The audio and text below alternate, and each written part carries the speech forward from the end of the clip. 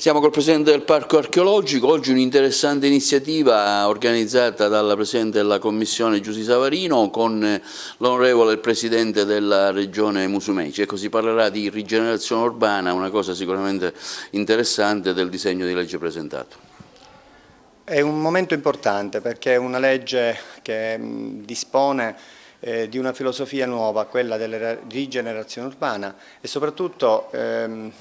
l'impianto che si fonda sullo stop della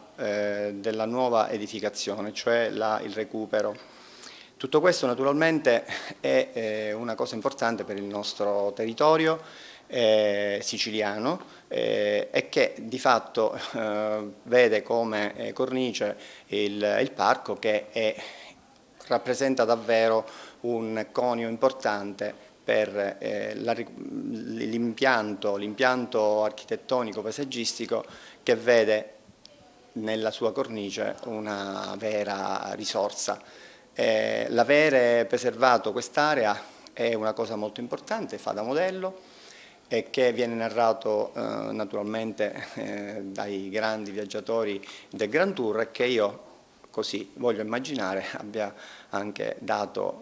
gli input al legislatore per poter essere nelle condizioni di poter gestire la filosofia del progetto. Presidente, come valuta questa iniziativa, questo disegno di legge presentato che oggi qui al Parco? Innanzitutto devo complimentarmi con il Presidente della Quarta Commissione Ambiente all'Ars che ha voluto fortemente, l'onorevole Savarino ha voluto fortemente che si facesse questo incontro proprio ad Agrigento, un'attenzione massima dove ci sarà anche la presenza del Presidente della Regione, su un tema fondamentale che è quello della nuova norma urbanistica. L'attenzione è massima perché questa Commissione ha già valutato insieme a noi, ci ha già convocato una prima volta sulla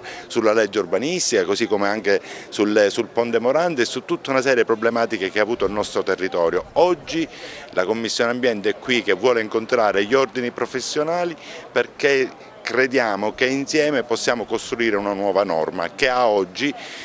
la Consulta regionale degli architetti, qui rappresentata con il nostro Presidente Amaro e con noi tutti i Presidenti degli ordini provinciali. Stiamo lavorando a degli emendamenti per dare il nostro supporto, per dare i nostri suggerimenti opportuni, però oggi è importante ed è un momento storico perché questa attenzione ci fa ben capire come Agrigento deve uscire fuori da un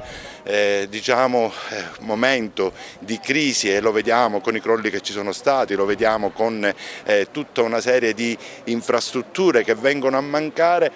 Ho sempre detto la politica ci deve essere perché noi tecnici possiamo dare il nostro supporto, ma se non c'è la politica che sa ascoltare i tecnici sicuramente non possiamo parlare di rilancio del nostro territorio.